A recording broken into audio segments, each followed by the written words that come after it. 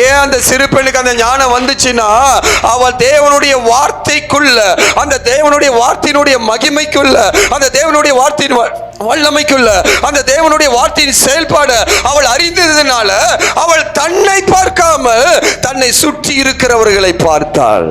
பக்கத்துல கையை பிடிச்சி கேளுங்க, நம்ம யாரை பார்த்துக்கிட்டு இருக்கிறோம்? நீங்க எப்படி பார்த்துட்டு இருக்கிறீங்க? அந்த சிறு பெண்ணை பாருங்கன்னு சொல்லுங்க.